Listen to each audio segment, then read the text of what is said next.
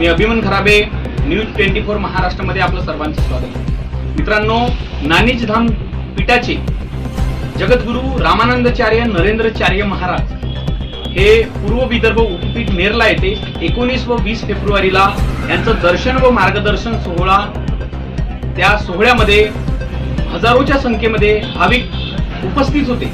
त्या सोहळ्यामध्ये जे हिंदू धर्म सोडून गेलेले लोक आहेत त्यांना पुन्हा एकदा घर वापसी करण्यात आले। असं विधिवत पूजन करून 500 कुटुंबांना हिंदू धर्मामध्ये विधिवत घर वापसी करण्यात आली आहे। महाराज सांगतात की मराठी शाळा समाजासाठी व आपल्यासाठी गरजेची आहे। मराठी शाळांमध्ये इंग्रजी माध्यमांचे जे शिक्षण आहे ते चांगल्या प्रमाणात मिळायला पाहिजे, असे आवाहन नरेंद्राचार्य महाराज यांनी केलं आहे।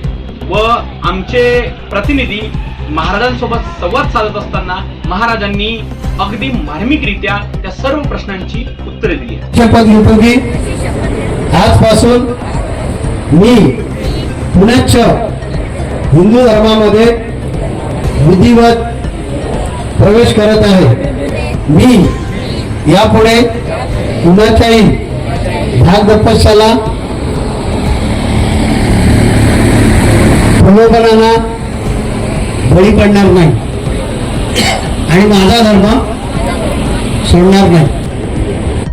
सांगणार का? हो, नक्की सांगणार की शासन व्यवस्था दोन्ही प्रकारची म्हणजे मराठी शाळा ज्या आहेत अशाही फार महत्त्वाच्या असतात।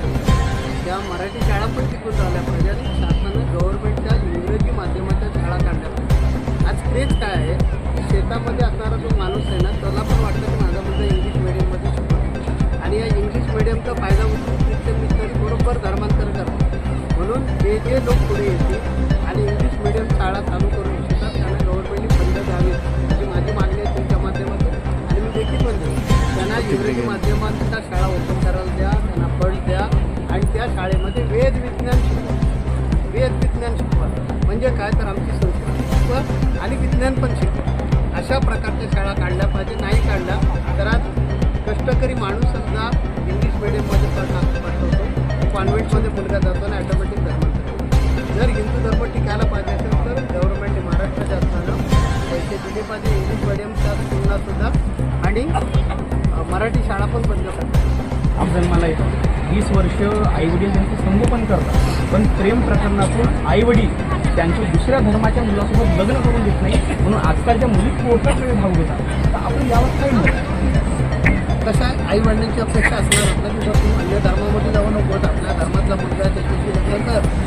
कारण अन्य धर्मामध्ये जे प्रेमविवाह चालले त्याच्या पाठीमध्ये षडयंत्र आहे की मुस्लिम धर्मामध्ये जे लव जिहादचं प्रकरण ज्यादा मांडलेलं आहे ख्रिश्चन धर्मामध्ये पण होतं, पण लव जिहाद हा हिंदू धर्म संपवण्यासाठी निर्माण केलेला एक कट आहे आणि ह्या कटाला बळी पडू नये म्हणून आईवडिलांनी अपेक्षा करणं घर काहीच नाही।